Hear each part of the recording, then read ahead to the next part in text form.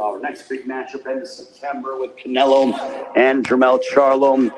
But right now I want to bring up a man who's certainly a courageous champion and still one of the best in the world. It takes two to tango, and both these guys went ahead and laid it all on the line. The man next to my right is a reason why boxing is so unbelievable. Ladies and gentlemen, I turn it over to Errol Spence Jr. here to give opening comments. Errol, he's joined by his trainer, Derrick James. Hello, how's it going? A little off night. The better man won tonight. Not here to make any excuses. I definitely did the same. My time was off, and I couldn't capitalize on a couple of things, and his time was a lot better than mine tonight. Turn it over to the media for questions for Errol Spence Jr. Raise your hand and wait until you get the microphone. Right back here. Hey, Errol. Andreas here from the Sporting News.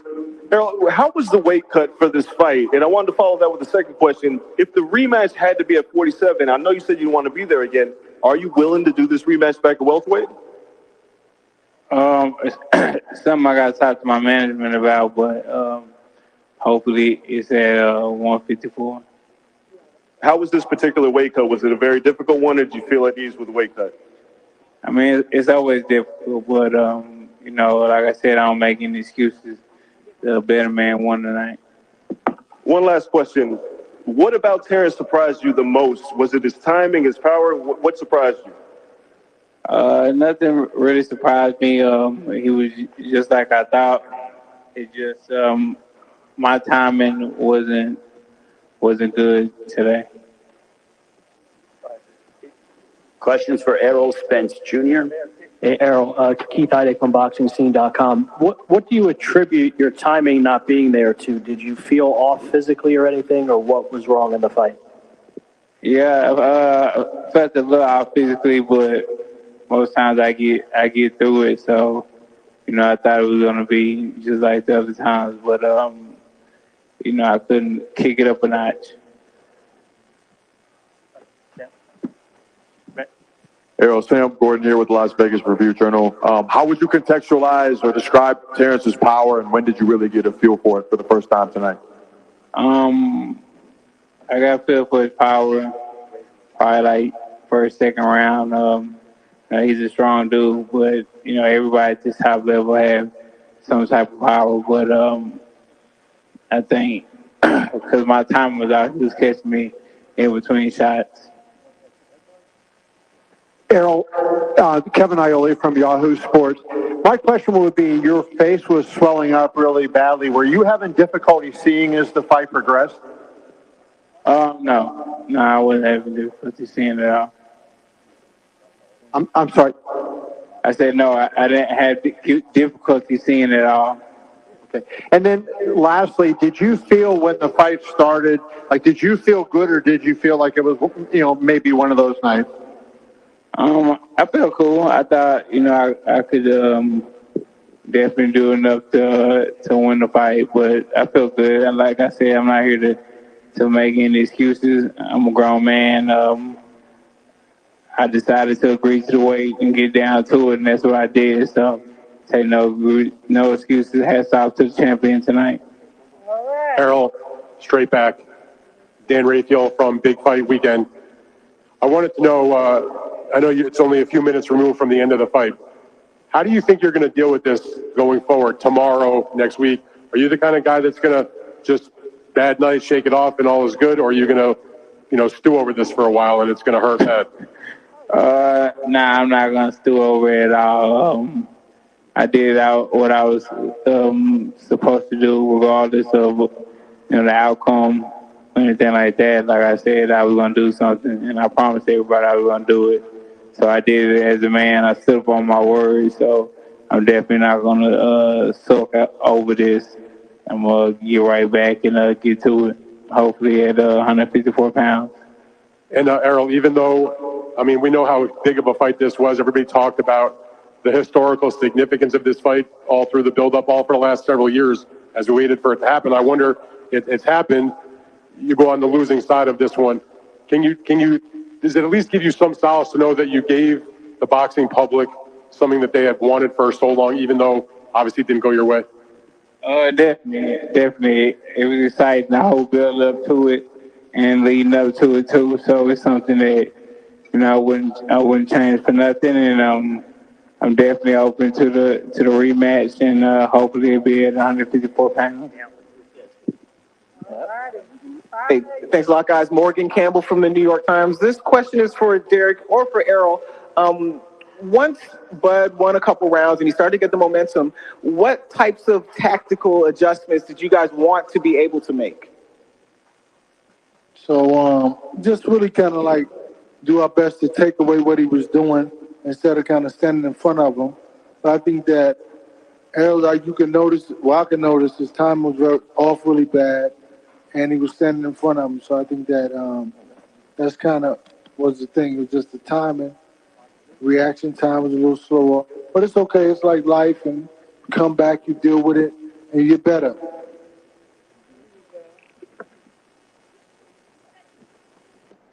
Hi, Errol. Dan Matthews from the Daily Mail. I just wondered what you saw in the performance tonight that gives you confidence that in a rematch at 154 pounds that the result would be any different. Who you talking to? Errol.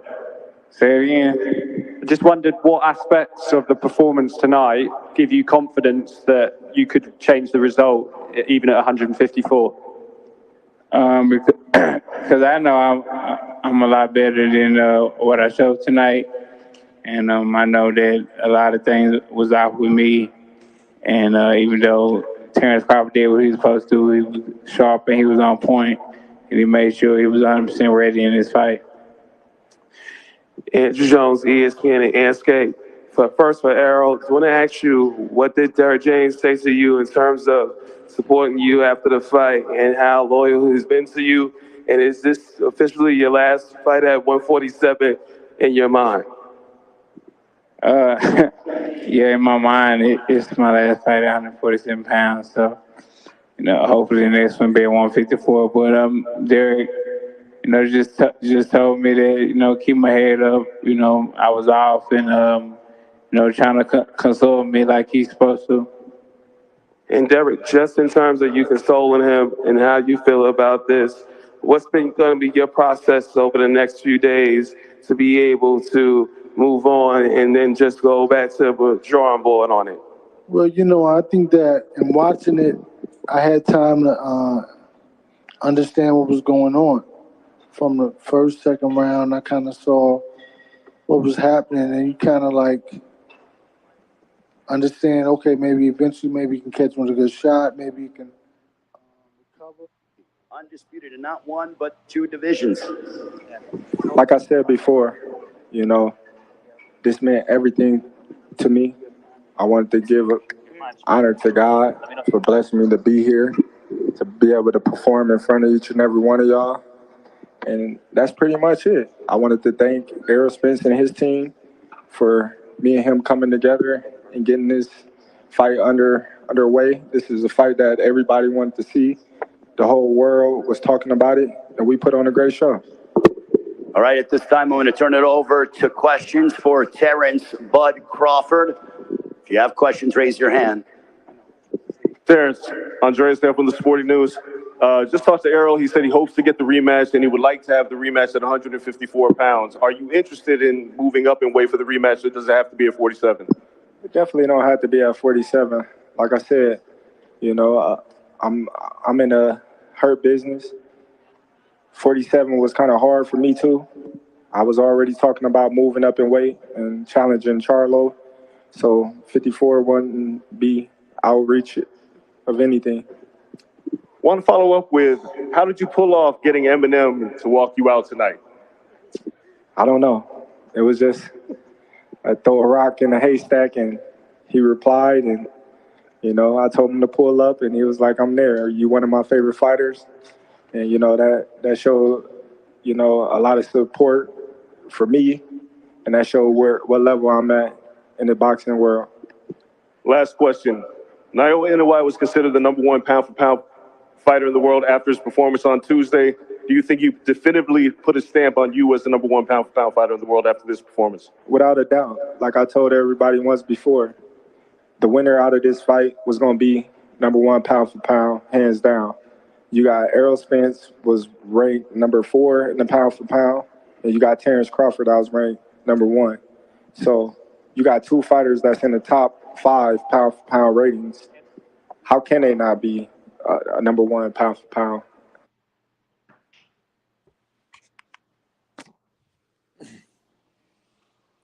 That's not even a motherfucking question. Terence Bud Crawford is 100,000,000% pound for pound number 1. Bud Crawford has totally humbled me today. Terence Bud Crawford humbled me today. I never thought I would ever see a man give a beating like the Matrix. In every shape and form. He was faster. He was 1 step ahead. He was just a genius compared to the big fish. Man down went man down. And Errol Spence, all the Errol Spence fans are probably dying right now. The Dallas Cowboys must be fucked. Texas must be fucked up. This one man came and took over the show. The pound for pound, 2 times undisputed. I'm going to give him his all flowers. He's the number 1 pound for pound in my era. This is the best fighter. Terence Bud Crawford. It's not even that he beat the guy, bro. He put on a one-sided ass whooping. The same thing that fucking Errol Spence said to the world. That I'm going to put on a one-sided ass whooping. That's exactly what happened to Errol Spence. From the second round, bro. From the second round, it was on site. Terence Bud Crawford worked out Errol Spence's jab and his best attributes by the second round. He put him on his knees. I've never seen that in my life. Have I ever seen that happen to the great Errol Spence? You gotta give Terence Bud Crawford is the baddest motherfucking man in boxing. And the way that he came in the ring, let me tell you when I knew that he had it. I already was shook because the way that he came in, and I already said I got Errol Spence winning this. But the way that Bud Crawford came in the ring, and the way that he came with that web, and he came with the Eminem, the way that he came in with Eminem, you could see, hey, yo, nothing stopping Bud Crawford. Ain't nothing stopping Bud Crawford. He came in with the greatest rapper of all time, Marshall Mathers, Slim Shady, Eminem. That was crazy. That was crazy. Hey, yo, man, I was so hyped up. When Eminem came in, I said, holy shit. Bud Crawford ain't losing. That's his spar. He's coming in with Eminem. This motherfucker's taking over the whole show. And it's the way that he broke down the big fish. Bruh, he put on a one-sided ass whooping. Hey, he beat my boy Errol Spence bad. He really fucked up Errol Spence. I don't even think Errol Spence can come back from that. And you know what? Jamel Charlo's on notice. That's right. Terence Crawford wants Jamel Charlo at 154. What the fuck? Terence Crawford wants to take out Jamel Charlo now. And Charlo's fighting Canelo Alvarez. Yo, Terence Crawford wants everything. He goes, I want to go to 154 and I'm going to take Charlo. What the fuck? Hey, bro, that was one-sided, bruv. Errol Spence is a bad motherfucker. Errol Spence is a bad man, but he just got beaten the fuck out of him. And everything that the truth and man down, strap season, everything he tried doing, nothing was bothering Terence Crawford. All those looping left hooks, fucking the jab. Bro, it's crazy how fucking Terence Crawford's jab was more powerful. He was timing his jab better than Errol Spence. And Terence Crawford's jab was out jabbing the jabber. Hey, bruh. Hey, yo.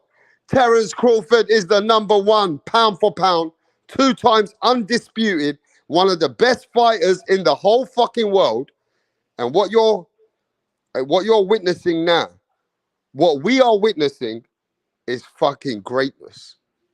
What we just saw, in about another 100 years, they're going to talk about this when we're dead. When we are gone from the face of this earth.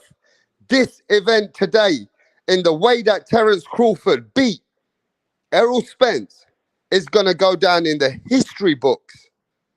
Errol Spence is just got fucked up in a different fashion.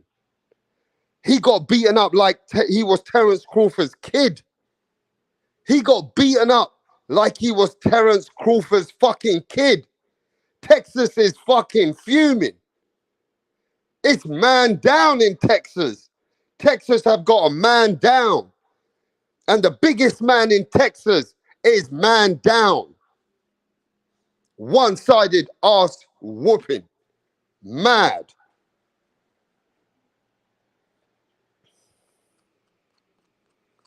One-sided ass whooping. That's crazy. I never saw that coming like that. I never saw that coming like that. But yo, let me give a shout out to the people. Let me give a shout out to my brothers and sisters. What a night of boxing. Let me give a shout out to everyone in the chat. Give me a second, bro. Let me give a shout out to the people, man. Everybody, what a fucking night of boxing. Terence Bud Crawford is eating fish. Everybody who went for Crawford is eating fish. Everybody that went for Crawford is eating fish. You know what I mean? Wow. Wow, what the fuck? Sliding counter, respect, man, respect. Respect to sliding counter, bro. Mountain 509. KS. Abel. Chucky Chuck. Tim Zoo. That's Carl the Hunter, the cunt. Yes, Tim Zoo. General, what's going on, bro? Hey, Gabriel Sanchez. What a performance. Terence Crawford put on a fucking different kind of performance.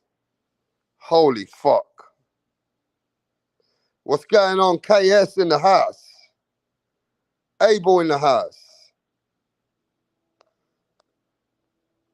Stephen 4722, mate. I can't believe the one-sided ass whooping. The one-sided ass whooping, bro. Even Velasquez was doing way better than Errol Spence. Even Sean Porter was doing better than Errol Spence. Even Jose Benavidez was doing better than Errol Spence. And we're going to talk about that. Let's keep it real in the chat, yeah? I want everybody not to be overhyped. Iceman in the house. Darth Vader.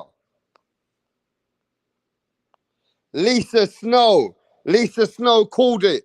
She called it from long time. You know what I mean? Sometimes you get some, sometimes you don't. And Lisa Snow said, Terence Crawford is going to stop Errol Spence because Errol Spence's timing, inactivity, and that car crash is going to play factor. Lisa told us this already. So I got to give Lisa her flowers, bro. Dizzy Dro, what a fucking performance. Naz, man, what's going on, bro? Benji Milk. Yo, Errol Spence fans are hiding. The Errol Spence fans are crying right now like rodeo. They're getting rodeoed. The Texas boys are fucking hiding. Errol Spence fans are going to go on hiding now. It's over. The Errol Spence fans are destroyed. This is going to cause a havoc. They are going to run away. Errol Spence fans are going to not. They are, listen, mate, I don't know what to say. I expect Ben Israel to jump out the building. Ben, don't worry about it, Ben. I hope Ben Israel can keep it together. Don't worry, Ben. God is bigger than boxing. Do not, please, do not do anything to yourselves over the Errol Spence and Crawford fight. We know this is very hurtful for the Spence fans. I know. But the Spence fans, please, I have got a phone number. Let me share the number with you. And that number is all there for helping you with counseling.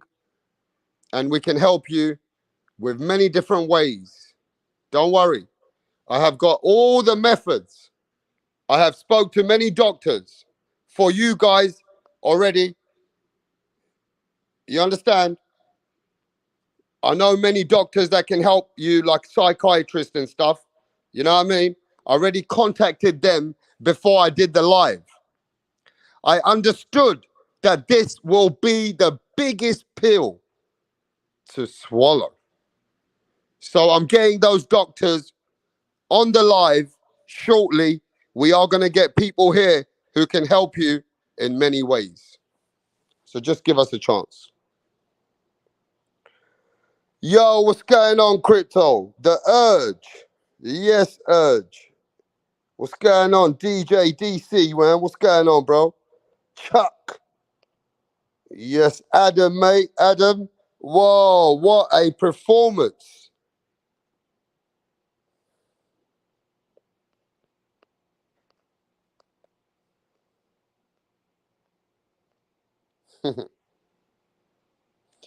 Bacon and eggs, mate. What the fuck?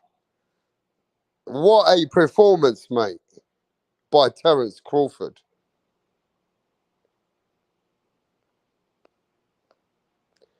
Yo, what's going on, Silvers 2011, bruv? What's happening? Salute.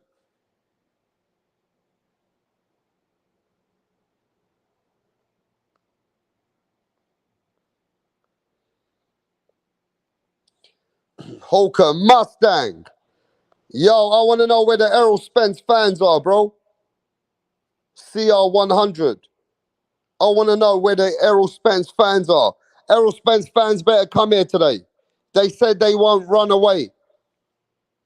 EDP, what's going on, bro?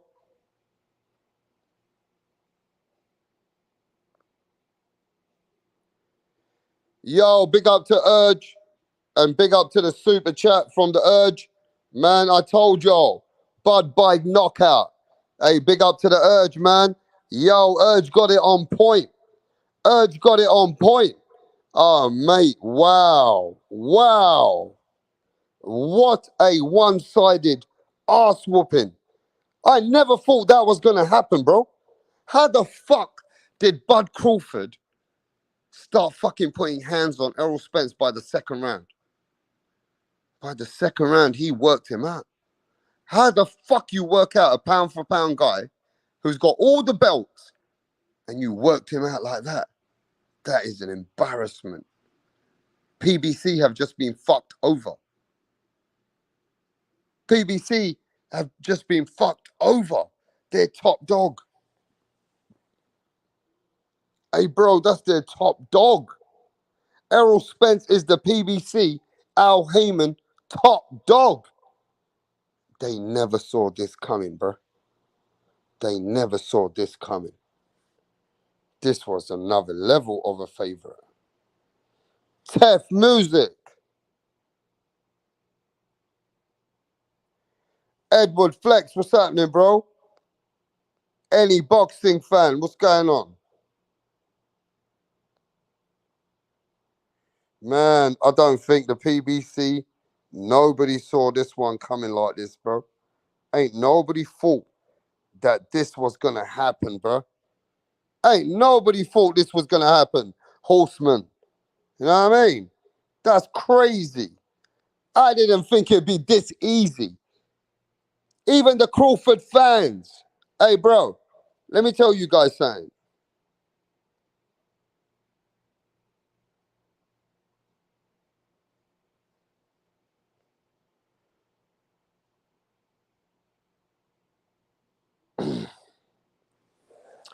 Even the Crawford fans never thought Crawford's gonna put on that kind of a beating that quick.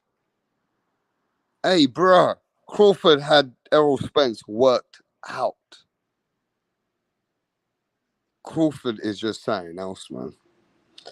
Crawford has definitely humbled me a bit. I never thought he was that good. That is on another level, bro. This man is pound for pound number one, following by Inoue and Usyk and them guys. Don't you ever fuck with Crawford. And they were talking about Errol Spence facing Canelo Alvarez. Breaking news. Where the fuck is Ben Israel, bro? Everybody put your hands together and please put your praying hands together for Ben Israel. I want everybody to put their praying hands together. Okay? I don't want the Errol Spence fans to do anything stupid. I don't want Errol Spence fans to do anything stupid. I have an 0800 number, that I found in England that also has an office in America. So please don't be silly. I want to help all the Errol Spence fans. Please put your praying hands together. We don't want anything happening to the Errol sexuals or the Errol Spence fanboys. Please. We need to help them. And this time, please, everybody, put your hands together for the Errol Spence fans that are deeply saddened by this disturbing situation. I also want to not thank Al Heyman. Please do not thank Al Heyman. Now, did you see? There ain't nobody thanking Al Heyman now because now Errol Spence, the PBC poster boy, has just been getting his ass whooped. Johnny Durag, what's going on, bro? Ralph Unreal, what's happening, bro? Verbio. Fucking hell, bro. All right, let's get back to the fight now, yeah? Let's get back to the fight.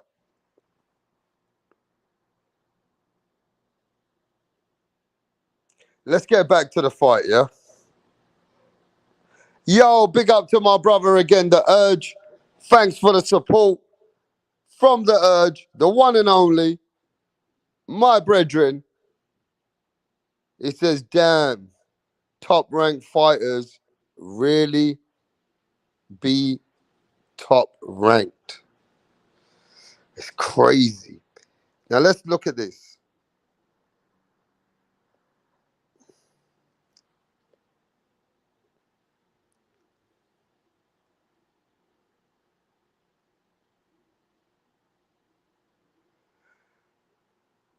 Regis Prograis says Crawford just sealed his legacy as the best fighter of this generation.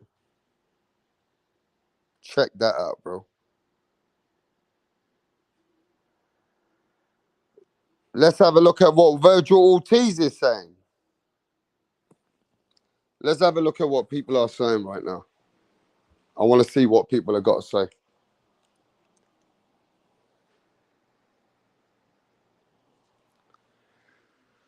Wow. Let's have a look at what these people are saying, bro. Virgil Ortiz Jr. says, why did Derrick, you listen to this, bro. Why did Derrick stop the fight? Errol gonna get hurt. I don't want to see him take any more punishment. Virgil Ortiz says, why did Derrick James not stop that fight instead of letting Errol Spence consistently taking a beating? So let's talk about what Virgil Ortiz is saying. Everybody look at what Virgil Ortiz is saying. Because now we've over the hype. We've got over the hype. We've seen what's happened. Now let's talk facts. Should Derrick James had given better instructions, should he have stopped the fight to get the rematch and said, fuck it, we're not ready on this level at this point, on this fight, our timing is off, we're coming back in the rematch? Should he have stopped the fight? Yes or no? All I want to see is yes or no. That's all I'm going to read right now, because I can't read everything else. Yes or no? Do you agree with Virgil Ortiz? Yes or no? Should he stop the fight? Edward says no. Stephen Bateman says yes. The Urge says no. Adam says no. Pound for Pound says yes, 100. Benjamin Milk says yes. Horseman says yes. Lisa says no. Bacon Egg says no. Javon 107 says no. CBR says yes.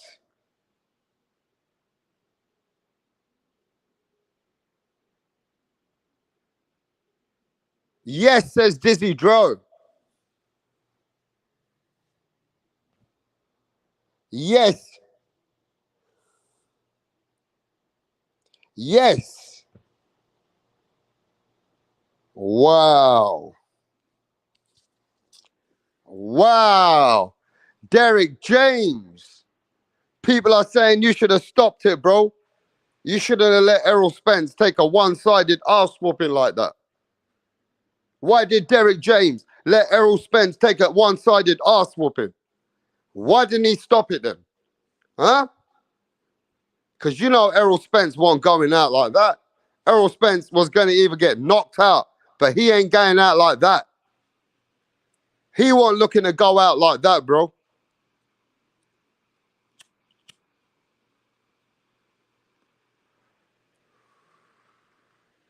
He wasn't looking to go out like that, bro. Errol Spence was going out on his shield. He would rather go out on his face or on his back.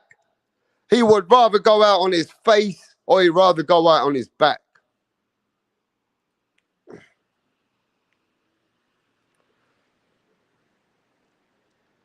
Let's have a look at what other people are saying.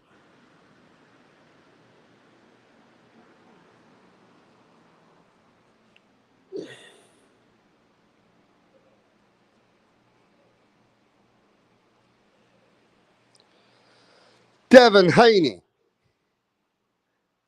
Let's have a look at what Devin Haney's got to say. Let's have a look at what Devin Haney's got to say, bro. Devin Haney. Let's catch what Devin Haney's going to say in a minute, bro. Let me get my girl. My girl needs to celebrate, bro. Right, what's going on here, Donny's on the next? Barry's actually going to propose to Sandra. Sandra has been giving Barry mad head lately. and he's witch, yeah? He's doing this behind the back of the boys because they know, yeah, they would have cussed him out for proposing to Sandra. Tracy had one job to do, and that was to record it. But she's all over the bloody place. Barry's clocked that she didn't get the footage, so he's going to propose to Sandra again. Oh, for fuck's sake, Tracy! What's going on?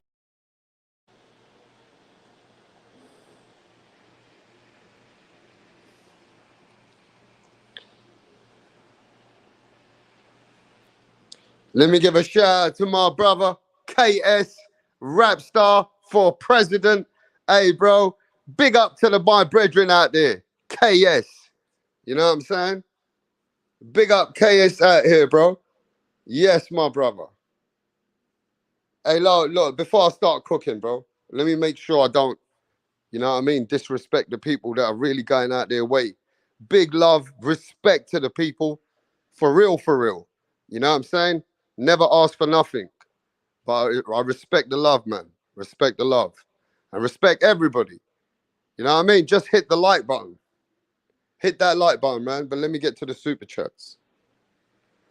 And we're going to get to what Devin Haney's saying. And we got to get to what Devin Haney's saying out here. Shit, bro. Everybody's talking.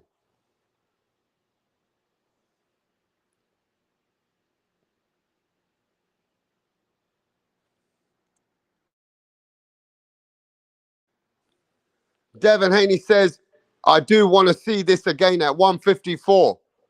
I think Errol Spence is just too drained. So let's ask that question, bro. Let's ask that question. Would you like to see the rematch at 154, or was it just a one-sided ass whooping? Would you like to see the rematch? Yes or no? That's all I'm reading. I'm only reading yes or no. Do you want to see the rematch? Yes or no at 154? Please talk to me. Let me have a look in the chat. Would you want to see the rematch at 154? Yes or no? Bacon Egg says yes. Chuck says no. Matten says no. No for Johnny Durag. No for Lisa. No for NL. Pound for Pound says no. X says no. Tef Music says no. Edward says yes. Stephen Bateman says no. No for Lisa. No for Nas. No for Johnny Durag. No for Pound. No, no, no, no, no. What the fuck, JB? Your boy Errol Spence got hands put on him today. Hands put on Errol Spence, bruh. Like somebody stole something. He put hands on Errol Spence like Errol Spence stole something, bruh. So ain't nobody listening to what Devin Haney's saying then, bruh. Ain't nobody with Devin Haney on what he's saying there.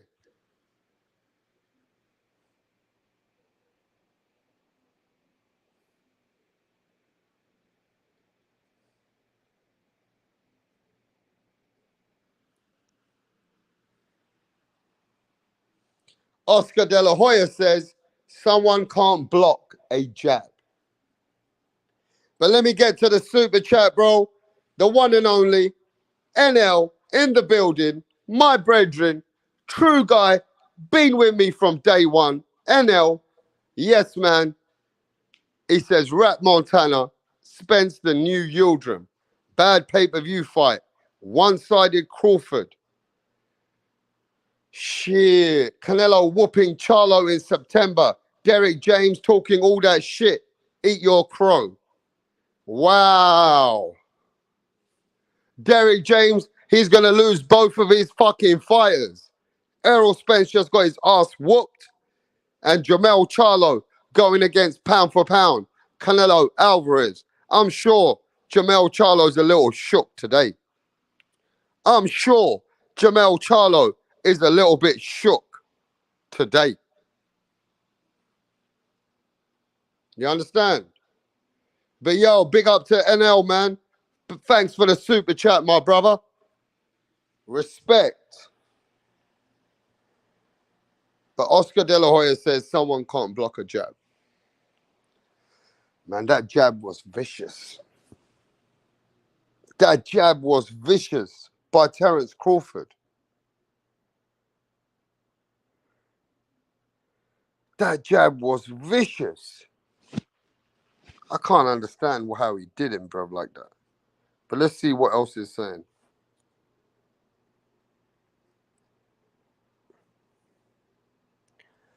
Canelo Alvarez, pound for pound, Cartello, King Nello, face of boxing, says, congratulations, Terence Crawford.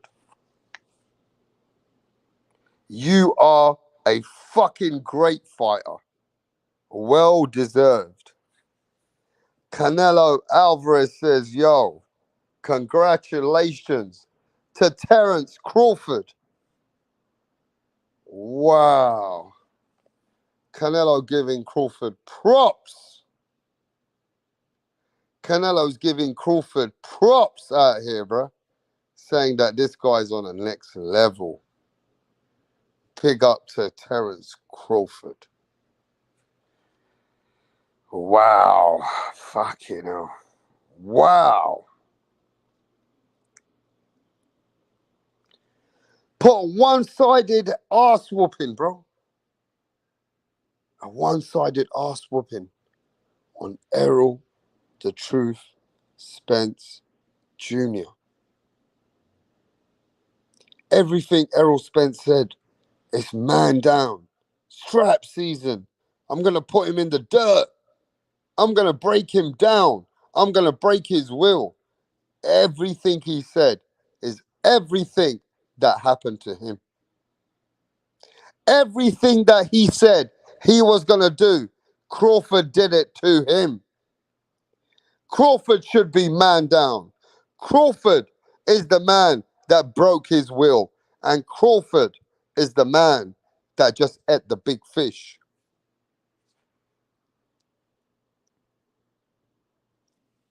Crawford just took out the big fish, bro. Totally dominated him. He totally dominated him. Now, you guys have to understand this now, right? You guys really have to understand what I'm going to say next.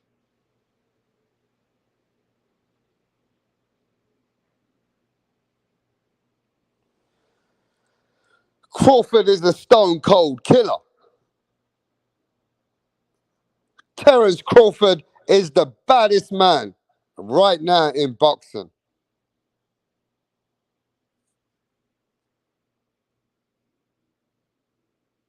You hear me? Now, this is a question that I want you guys to just think about. Terence Crawford said that he wants to go up in weight and face Jermell Charlo.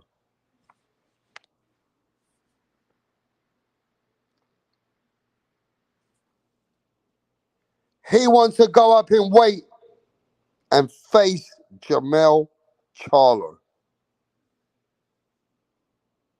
Do you guys expect him to beat Jermell Charlo? Can this small guy who just beat the big fish, can he even go up one more time? And he goes, I want to face Jermell Charlo. Can this man beat Jermell Charlo? Yes or no? That's all I want to see. Yes or no?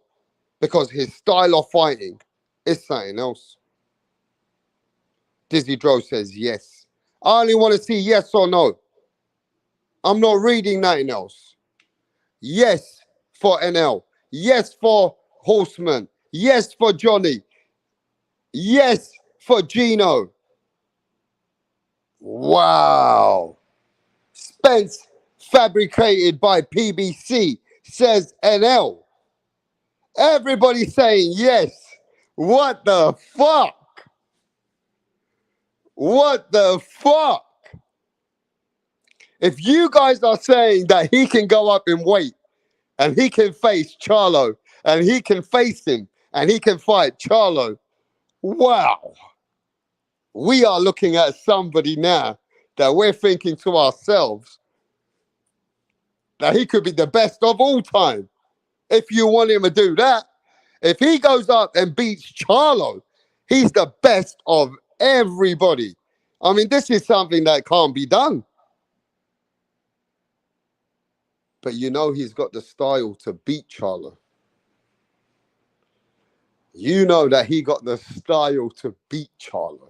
Now, whether he can handle the power of Charlo, whether he can handle the size of Charlo, I just don't know what to say, bro.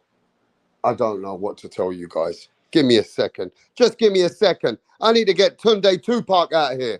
This is just too much. It's a big celebration. We have a legendary fighter, Terence Bud Crawford. Nobody could ever fuck with this guy now. Ain't nobody could downplay his resume. But wow, the way that he beat Big Fish is on the next level. Let me get Tunde Tupac. I know people want to see the link, but give me a sec.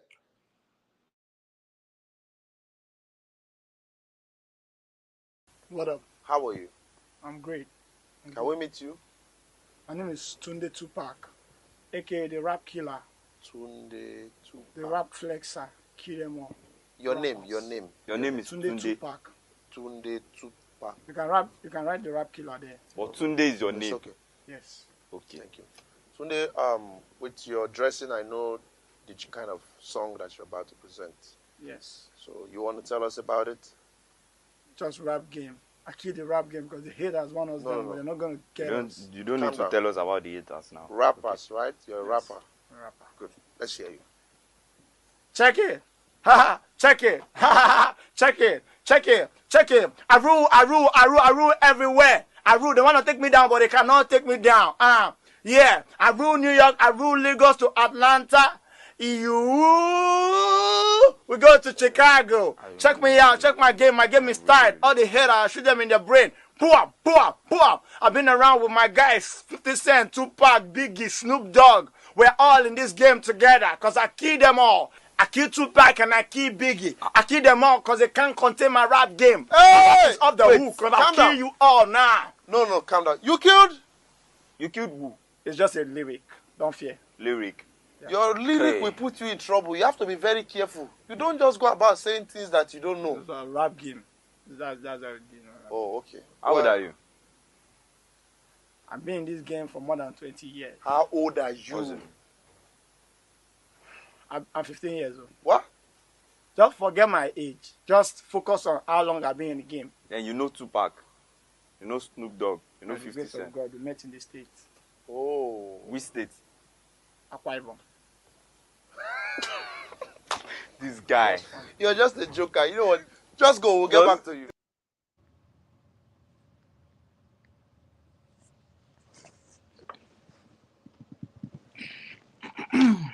Man, talk your talk, bro. I've been sitting there. I'm tired. I'm still hyped. I'm still talking. I've been fucking going.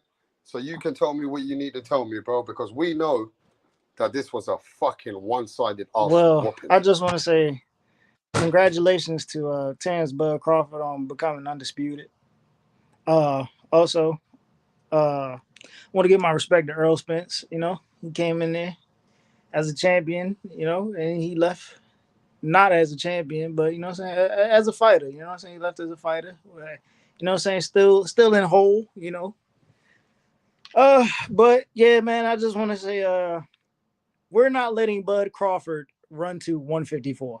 I could have came in with some energy towards Spence, you know what I'm saying? But I'm gonna change the trajectory of my energy. We are not going to allow, as boxing fans, I'm gonna make a change. I'm gonna make a shift in boxing, right? As a fan, I'm gonna make a change and a shift. We are not gonna allow Terence Bud Crawford to run his ass over to 154 to fight Jermell Charlo. Not going to happen. Charlo is moving up to 160 pounds to fight Canelo, and then he's going to have to come back down to fight Bud. No, I'm not doing Kell Brook versus fucking Triple G all over again. And you know what I'm saying? Have an Earl Spence. Not going to happen.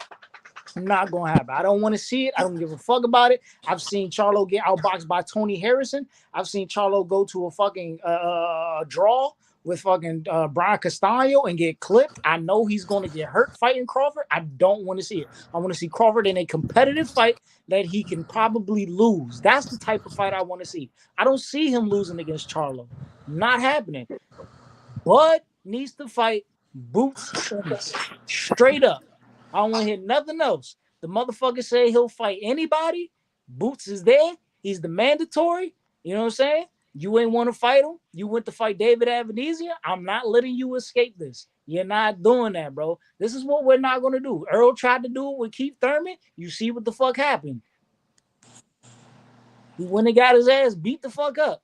He avoided Keith Thurman, sat out for a whole year, dumbass. You know what I'm saying? You came in weight drained. We could all see it. You know what I'm saying? And nobody's gonna make an excuse for it because you did it to yourself. You know what I'm saying? Fuck that shit. I'm not giving you an excuse for being weight drained when you did it to yourself. You sat out for a year, bro. You could have fought. You know what I'm saying? You knew Bud wasn't gonna make the fight happen. You could have moved up to 54 and said, fuck Bud. You know what I'm saying? Bud could have fought Thurman. Bud could have fought Ennis. I'm not letting Bud run up to 54 and get away with some easy work. No, it's not gonna happen, bro. Nah, bro. Dude. All right, let's get ladies first. Lisa, you predicted it. You predicted it right on point. Flowers and respect to you for calling the fight, Lisa. You're on mute, Lisa. Oh, you're out again. I don't know what happened to Lisa. Man, Anyway. what a fucking beatdown that was, eh? That was a fucking beatdown. Crazy. Better not Earl. This is what I was telling the casuals the other day. You need to listen up. I told you Crawford's going to win, and it could be a stoppage. I thought it'd be closer, like most people did, but I've been telling y'all Crawford wasn't going to win. I've told y'all plenty of times on the panel, bro. You said what? I mean, Earl wasn't going to win. I told Can y'all y'all hear me? I said. Yeah, we can hear you. Can we let Lisa go first? Because she hardly ever comes on the panel. You've never heard her anywhere apart from Rapstar, and she said she will come, and she predicted it. So Lisa, you got it spot on. So I got to give you your flowers. Okay, so Rap, if you can find my audio, I said ninth round, right? I said Crawford would beat Spence in the ninth round. I said it would be the speed. I said it would be the timing. I said everything perfectly because I know how this works. So how many millions of dollars did Is you that put the on first the fight? fight you ever got right, Lisa? Did you put any money on the fight, Lisa? Because you should have. You should have. I put money on the fight. I get a lot of fights right. All right. Yes, Lisa, you got Well, it at least you right. understand boxing better than Max. I'll give you some credit. I'm talking about Rap. If you can find my audio, when I said No, it. you're right. I'm gonna go find the audio in a bit, but I'll tell you that now. I can't believe it. Yeah, I know how this works, but nobody want to see sorry ass Keith Thurman. Let me just tell you that right now. Nobody want to see Keith Thurman. So All right, y'all. That's enough for did. Lisa. We can move on now. That's all I did. Nobody want to see Keith Thurman. He wish it was him. Keith Thurman wish it was him, even if he got knocked the fuck out. Like, let's just keep it. If you're a fan of Keith, why do you want him to get beat down badly? That's not a real fan.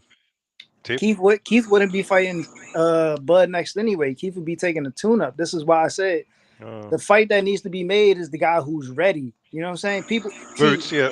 Yeah, Boots, exactly. You know what I'm saying? Yeah. Whether or not people want to sit here and say, well, Boots hasn't proven himself. I mean, who can Boots prove himself against if Keith Thurman is out here about to fight a Ugas? There's nobody else for Boots to prove himself again. There's nobody at 147. He's better than Spence. I already knew that. Spence You know what was I'm saying? slow as fuck. The fight to make right now is slow. Boots versus Bud. No Straight up. power. It was garbage. Spence didn't have a tune-up. That's a big, that makes a lot of fucking sense. Like, if you don't have a tune-up, do you even think that you're going to win? Let's just keep it a stack. Like, you don't have a tune-up. You had a long layoff. Like, why do you expect yourself to win anyway? That was kind of weird. He was looking for a payday. Exactly. He wasn't really trying to win in the first place. If you didn't take a tune-up and you've been off for 15, almost 16 months, like, let's just be honest. Crawford supposed to be pound for pound number one. So why wouldn't you take a tune-up and have a long layoff against a person like that? That's weird. He didn't believe in himself. That's what it was. They knew he would lose. That shit was obvious. His pride got the best of him. I told y'all he didn't want to fight Thurman. His pride got the best. I don't even think it was Keith surprise. Thurman. We just had a big fight. We're talking about a fucking irrelevant dinosaur. Because We're really going to Thurman talk is the about guy Keith who Thurman got now mandated. for the stream? Listen, bro. Fuck Keith Thurman, man. Y'all gonna be mad when my boy champion again. I don't reckon even his family give a fuck about him much, When he to be become honest. champion again, y'all won't be talking. He's not even probably playing the Keith field. Thurman too old. Like Keith Thurman too old, What are you man. talking about? I'm He the trying to same tell you. age as Spence. He younger than Bud. Keith Thurman is not the same as he used to be, and that matters in a lot of fights. What It is needs to different? be it needs to be Crawford versus Boots. Like Yeah, I'm either Crawford gonna 100% with duck that. Boots, if he go to 154, that's a dub. Because I think that Boots is gonna beat Crawford, and I think that's been a plan all along. Boots is a PBC fighter. Like Boots beat Crawford, and that's been the plan from all along to make Boots now the top of the 147 division.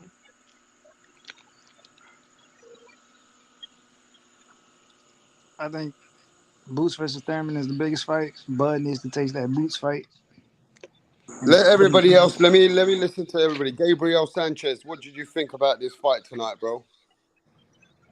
Hey, Rapstar, what's up? Yeah, Yeah, talk to us, I bro. had I had predicted Bud to win on the 10th round, but I was pretty damn close. Uh, I knew I had a feeling that it was gonna end in the later rounds, so I'm happy about it. I didn't bet, but I should have. Is nobody surprised of a one-sided arse whooping? No. I mean, people are surprised. Let me ask the chat: is anybody surprised about a one-sided arse whooping? And where's all that echo coming from, Tip Babies? That's not my mic. I didn't predict a one-sided, but I'm not surprised. I thought anything's possible. But one-sided arse whooping like Well, that? this was. Yeah, I've seen it. It's a little bit surprising. Come on, this was really complete outclassed. It wasn't just like this was. Yeah, this was a different class. So People need I to think be you the guys truth. should be Look, surprised. people are telling the truth. They are surprised. Some people said I'm shocked and outraged. Yeah, No, I seen it coming. I seen it coming. okay, but even if you predicted a stoppage, I bet you didn't predict like complete ass beat from the No, I beginning knew to that the was end. gonna happen. Nah, I predicted total slaughter. I knew Okay. that was gonna happen. He had a long All right. layoff. I mean, it's kind of common sense. I don't know what y'all was expecting. Honestly, it's common sense. It's not even the layoff. Stylistically, it It's was not the all layoff. I wrong don't for give that him. much It too was much just of it. it was just wrong for him stylistically. Just way It too was the slow. style. It was the speed for one. I said that.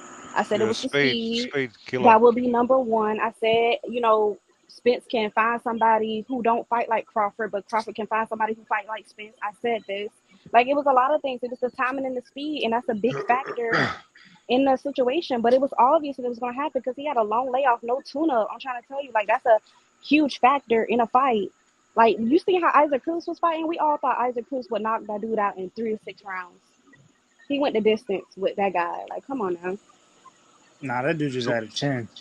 It was similar to the Inui Fulton, like just too fast, too powerful, and too accurate. That combination of all those things together, You can you just tell when a fighter is special and when a fighter isn't special. But Bud didn't even do nothing special. Spence was just getting hit. It was like he was just getting hit with everything. No defense. Derrick James, they talking about he the trainer of the year. He didn't make no adjustments. None. there's nothing to Like, it was adjust. You can't. sad. Like if you're too slow, you can't. Keep your Unless he's hands just up at least. well, yeah, stop throwing punches and guard up. But at least he went for it, I guess. He would get hit with big shots, one clinch, one do nothing. He's still trying to pressure. Man, I've seen plenty of Spence fights and he don't fight like that. Like, come on now. It always Yeah, but what was stupid is that it looked like Crawford was fighting someone like Avanesian or something. Avanesian did Like he better. was putting a beating. He was putting a Yeah. beating on Spence. Like Spence didn't Like, even come on deserve to now. be in the ring. Damn. Damn, that's That's just a Avanesian hype This job, did guy's rap. better. That's putting a a hype job. beating on That's a Spence. hype Like job right Spence there. didn't even deserve to be in the ring with him. No. Spence The was a way hype job. the way Spence fought tonight, he would have got beat against Porter, Danny, anybody. Like he would have got beat against anybody. I'm trying to tell y'all, like he looked like ass tonight. Like Spence looked terrible. He would have got beat by Berlanga and Munguia. No, I wouldn't go that far. Now you're getting He crazy. would have. He would have. I'm pretty sure. He looked Belan, terrible. it did look pretty shit though. So It is did look Spence garbage. finished? Is Spence finished? Yes, he should retire. Yeah, he's done. Just fucking retire. He's talking Man. about going to 154. What's the fucking I mean, point? who you gonna fight at 54? Fucking Let's think about Motherfuckers it. was saying that he was gonna be Canelo was picking to fight him. Well, at least that's Canelo's off the never gonna table. fight That's him. positive. Hey, Rapstar, you got another one wrong, bro. I did get this wrong. And I took my crow. You lost that title. You're not Rapstradamus no more. No, not at the moment. I took it. I got Where's humbled Damn. Max? today. Hey, Max is in hiding. He's in witness Where's protection. Ben Israel? I gotta give that to you, Gabriel. Oh, That that's who. Yeah, Terence yeah. Crawford, I want to Where's cook Ben that food Israel, bro? tonight. Terence Crawford is a man that has really shocked the Terence Crawford even fans. At least I'll put my hands up. I got it wrong. I don't care. I give Crawford all the flowers. But I want to see them come here now. Where's the Crawford fans? There I are mean, no where's the Crawford Errol fans. Spence fans who There's are Yeah, no. coming Max, over here Max, get your swearing ass at over here. everybody for weeks? Why are they not coming here? Like we're giving credit to Crawford, right, Gabriel? Did scientists I have got, Spence? hey, what's going on, panel? I got ESPN on the phone. Let's go through the footage. Right, I this don't is even know how people can go against Errol Spence. All right, look, he's gonna give it to me now. He's gonna give it to I me. I see people. Motherfucker right now at welterweight. Yeah, He's now the you number must. one guy at that division. He's All right. We heard it. All right, mate. Let Now it all out. you No, got don't interrupt. You got to take the smoke. shit You got out to. there. You got to get cooked. I already took my crow. We I'm want to still hear it. giving We want to rub Crawford it his in, Rap. fucking You flowers. rub it in, man. Sorry. I'm You still got to giving rub it in. Crawford his flowers. Man down. We told y'all, man. What you talking about, Rap? That's 2 for 2 this week. What happened? Hey, man, listen, I What got in the way, happened? right? I got in the way, right, bitch? No, hang on.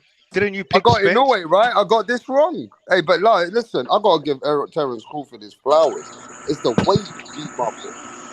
Hey, yo, but I'll say one thing that I gotta be honest about. I had Spence, I had Bud winning this fight, but I ain't expect it to be this type of I ass thought you had whooping. Spence winning the fight. Who, me? Yeah. Nah, I'm a Bud fan, bro. Yeah, but I I've been still thought you picked.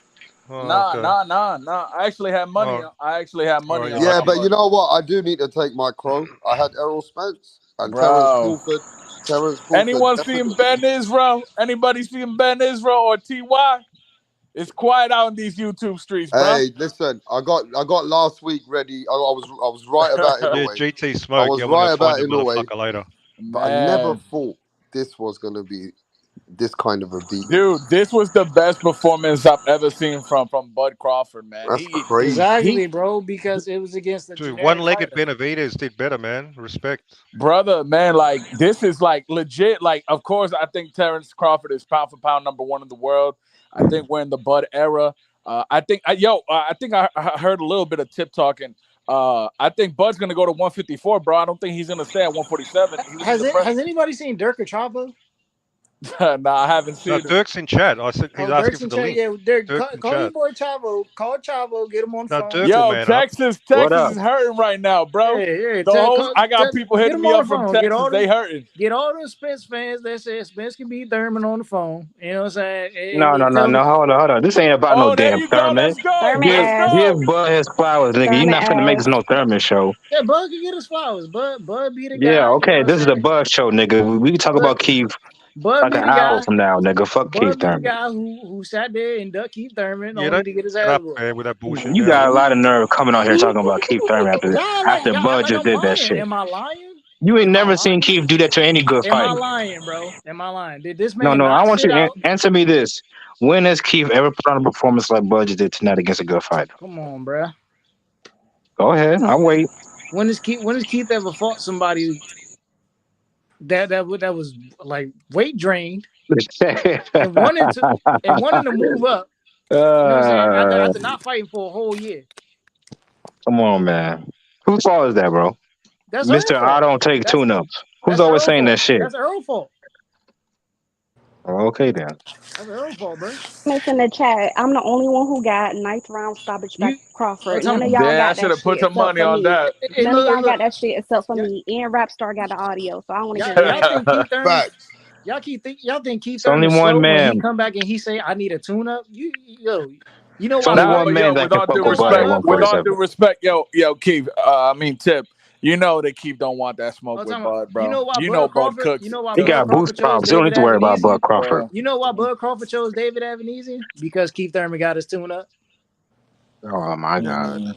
I'm telling you, look, it was either Jerome Boots Ennis or it was Keith Thurman. Who did he choose? Tell me. Yeah.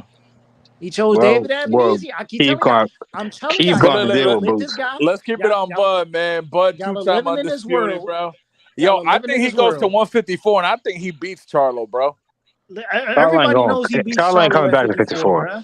Y'all are living in a world where Charlo you're said gonna he's coming back on the interview. He was interviewed during the show. Oh, Yeah, he did? I think Bud cooks him, bro. He said he's not finished with 154. Yeah, After Bud's he's gonna beat him, bro.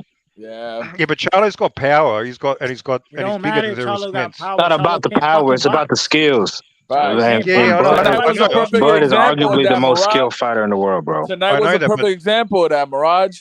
Charlo's a good counter puncher as well. He's not as basic as Look, Charlo actually, the cannot thing is, box, Earl bro. actually has a higher boxing IQ than Jermel. Did you not see Jermel just what a better Tony Harrison athlete. was doing to Charlo in both fights? Right. Tony Yeah. Harrison was outboxing this dude. Come on, bro. Like, stop Yep. playing.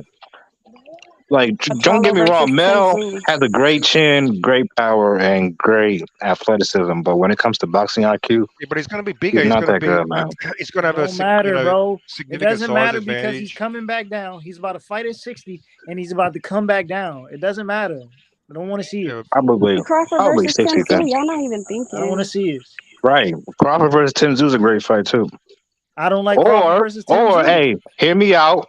Stay at 47 and fight Boots for Undisputed. I don't like Crawford versus Tim Tszyu. It's a shitty fight. Zoo. There's nothing at He'll 54 piece for you Tim up. He'll Tszyu. probably piece you up. There's nothing at 54 for Tim Tszyu. Yeah, but Okay, I you want to become talk a about. I want to four-division talk champ. about. Yo, Mirage. I want to talk about one of our friends. Yo, Nonito messed Nonito up all Donaire, my parlays. Yo, I was mad as hell, bro. All of what do them you got guys? cooked. All of them. So, what do you guys think about Nonito Donaire from a guy like Santiago? Hey, man, it was bound to. He had a great He career, looked like a but shell of himself today. I'm gonna just say it, bro. it was bound to happen, bro. He's 40 years old. He was pushing wasn't it, but active at Santiago. Santiago was active the whole fight, bro. Yeah. That but age would definitely played a role in that. And no disrespect. Yo, one thing that got me a little tight, bro. Like, what were the instructions in the corner, bro? Like, I felt like I Nonito didn't was even just hear. sitting on the stool, just like chilling. Like, Well, you only heard one. You only heard the corner one time. Nah, it was like 2 or 3 times, bro. What you talking about? It was only 2 or 3 times, but it wasn't a lot. I think Nonito's game plan, he didn't. Well, he actually, if you looked at the post-fight interview, Nonito didn't follow his game plan, and he said that. he's trying to time him. Nonito said Like, he was coming in. He was just coming trying in to looking to counter. fight, and we didn't practice that in training camp. Yeah, he should retire, man. He had a great career, though. Shout out to him. Yeah, bro. Like, Rachel was in 40 is chat. pushing it Rachel for was a in chat. boxer. Well, What'd you I say? mean, I What'd you think say, we all Mirage? went with Nonito Rachel because was we in went with our chat. heart. Did you see her? She's still in the chat. Rachel, shout out to Rachel. Shout out to She was Rachel. in chat. You know, this is the bad thing about boxing is when you lose, all of a sudden, like, everything you've done before don't mean nothing and you're trash. Yeah. It is what it is. Yeah, but I think Nonito, like, I mean, I know. Who are you talking about, Dirk? I wanted Nonito to stop fighting Spence, after the Inoue fight. every fighter who loses a fight. Nah, but sometimes you get exposed. Some fighters get exposed. And Yeah, maybe maybe just Bud just a bad style to match up for Earl, but also, yeah, I think the drinking, the cutting to 147, yeah, for sure. all that all shit that. finally came back to catch up to him. But Nah, but when let's did he not. last think look that's elite? it at When did all. Spence last look elite? Like when? What fight? They're gonna I'll say probably say Ugas. the best version of Earl Spence I've ever seen was when he fought Kell Brook Kell and, Brook. and Peterson. That was it. Yeah, we're not talking about the best version. What we're talking about was Errol Spence tonight against Bud Crawford, and Bud Crawford just made him He look took him bad. apart. It was He surgical. just Like, looked bad. that's one of the most down points I've ever seen in a Bud's major fight. defense was on. His left hand to his stomach was on. His right jab was on. Earl couldn't do anything. He was Couldn't so do anything. precise. He didn't helpless. overcommit. He didn't overcommit with his punches. Like Bud was like a technician tonight, bro. Amazing, amazing defense, counter punching. Just Hey, Ben man. Israel had $150 with somebody. Where's Ben Israel? Oh yeah, doesn't Ben tip some money? I think Ben. Yeah, Ben owes me some money, bro. Everybody's saying how strong Errol Spence is. Well, let me tell you Matter what. of fact, Bud's stronger. where's Bud's TJ? stronger. Where's Bud is TJ? stronger. It's TY. Yeah. TY. TY, yeah, It was much TY. stronger. He Oh yeah, in Texas Bud right now. He Crawford way crying, brother. stronger. he's stronger than Errol Spence, and Errol Spence found it out tonight when he couldn't back him up in the middle of the ring. And he did a couple of times, but all Bud did is walk around and would come straight in, stood there with his guard up, and then waited for Earl to commit, and then he cracked him.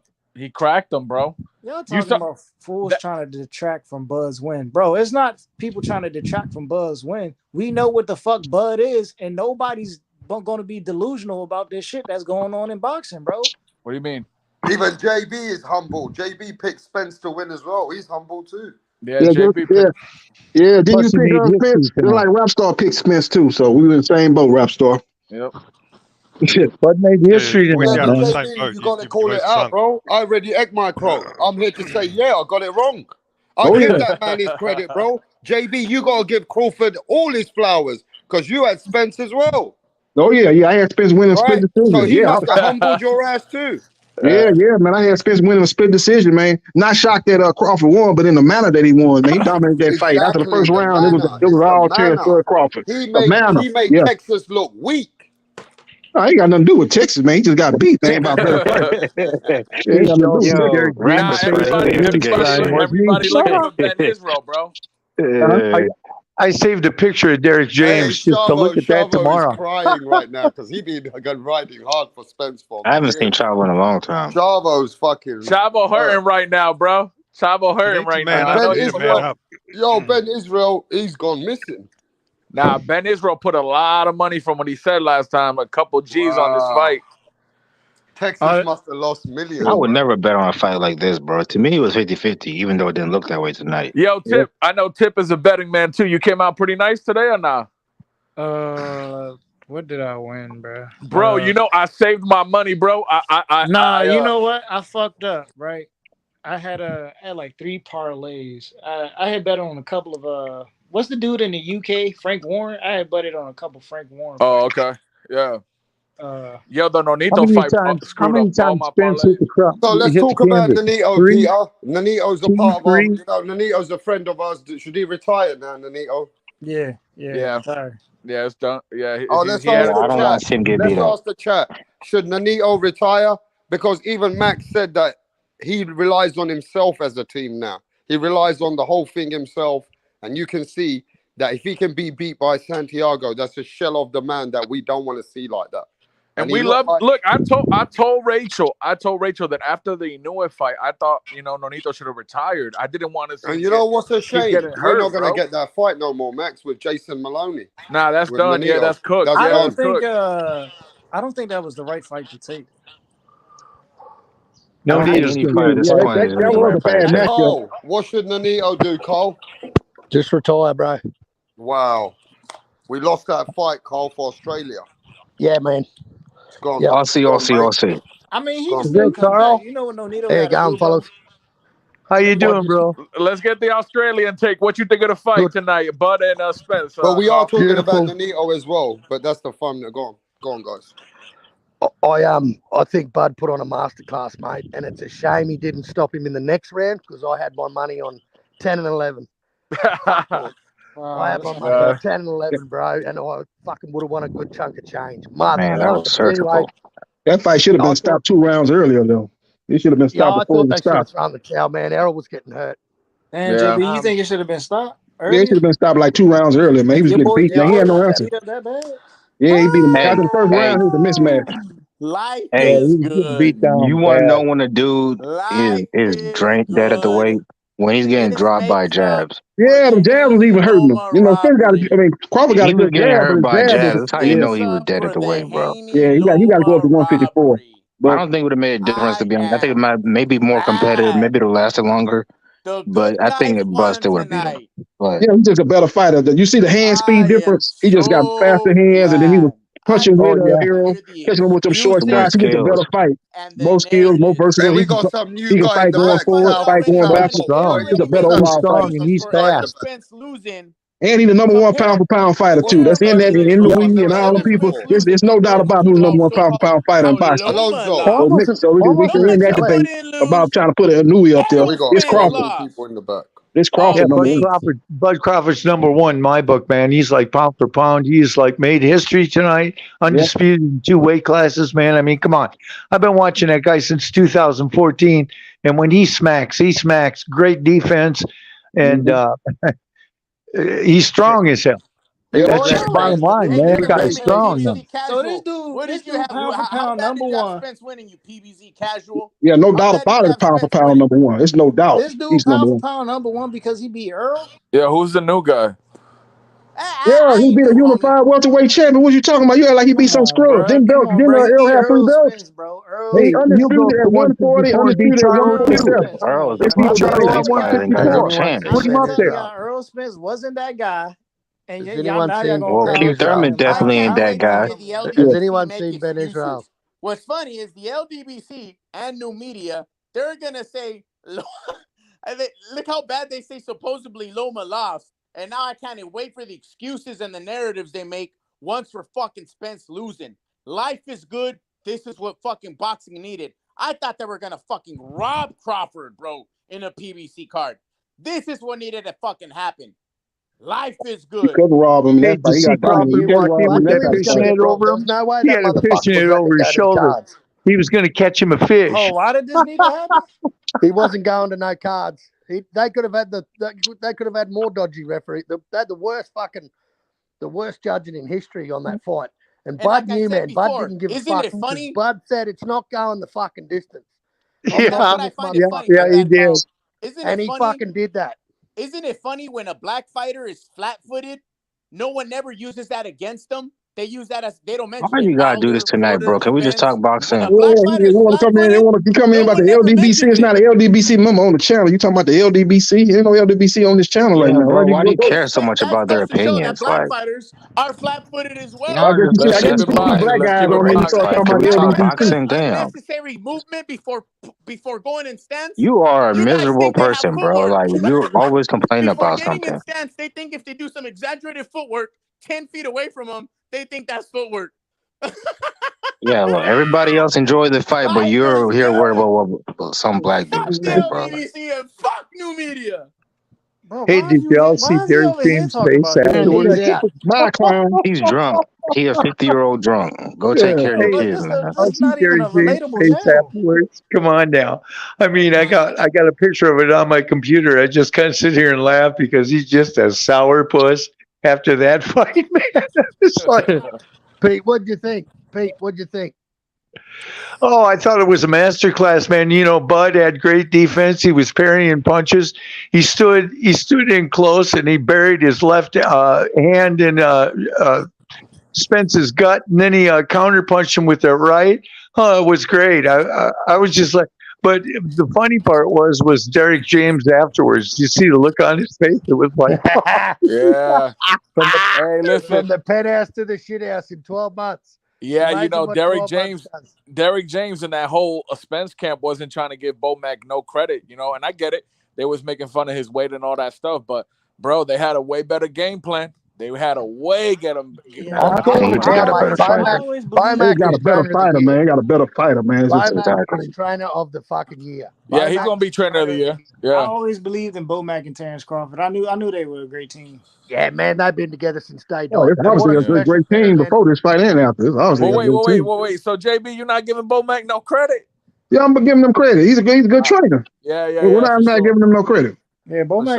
But he had the better fighter though. Make no mistake about it. He had the better fighter though. Crawford just a much better fighter than Spence. So when Bomac goes camp at the Bears, I go food. I said when Bomac goes camp at the Bears, I go food. Errol Spence was too fast. He throws too many hands. I just saw Bud nullify that in one round. And then just dominate this dude. And put an absolute masterclass on, and not only drop him the first time, but also the second, third, and fourth time in his career. And man, that's what an amazing display, man! What an amazing display. Pound for pound number one, and in a way, pound for pound number one. I got him 1A and 1B. No, ain't no 1A and no 1B. It's one. Crawford won, and then you put I got number two. Ain't no 1A and 1B. Crawford one. Miss me with that. There's no doubt about it. Crawford's number one. He's the Michael Jordan of boxing right now.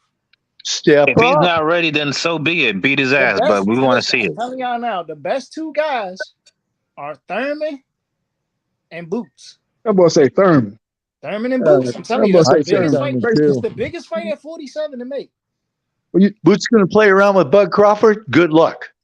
Have fun. Okay, so what? So be it. Let's see it. Let's no more training wheels for these guys. Let's see it. Put him in, if he can swim or he can sink.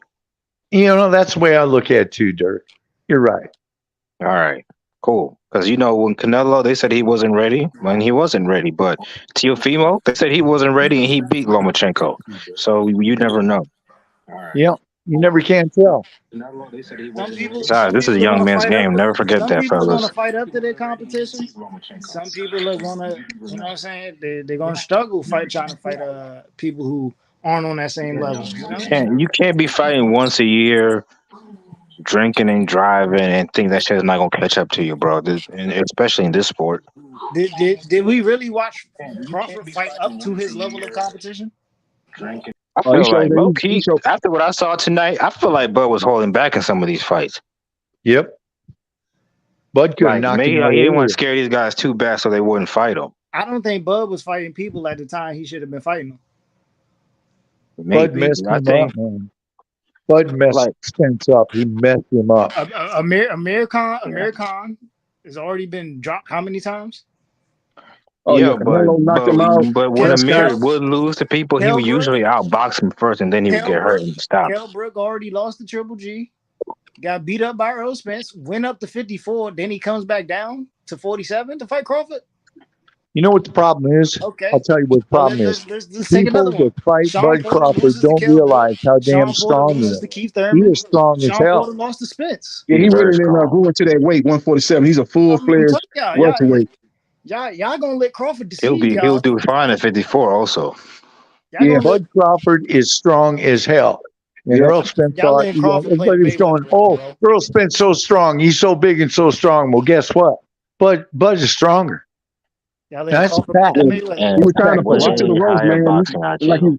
he got high boxing IQ. He's And he got a tried higher to get boxing Spence IQ, with but it. It he's worked. stronger too. You seen how he stood right there. Yeah. Yeah, he Parried tried to those push him to shots the ropes. He and couldn't even parried do it. It them was like down. pushing up You against a didn't see, wall, brick wall. did you see Spence backing up Bud? No. No. And neither did Crawford. Neither did Porter. Porter didn't. Bud was laughing Porter at did him. it early in the fight, but then late in the fight, he was getting back up. Bud was trying to prove a point because Earl said, I'm going to break you. And then Buzz told him, you're going to have to show me. Like, don't tell me, show me. And, Yeah. it went the other way Yeah. around. Show me. Yeah, when you look at it, though, Because Spence style is tailor made for telling you, Crawford, man, man. that Come guy's forward strong fighter. as a son. That's what a He's counter strong puncher as wants. hell. When classic counter punchers want guys that are coming forward throwing a lot of punches. Especially when That's he's so tailor made slow. for Crawford. He's much slower as well, which is fucking makes it much easier. Mm-hmm. Yep, Spence has got it. Well, to be fair, though, Earl's always been kind of slow. Like, that's just his style. Yeah, I didn't think Spence was slow.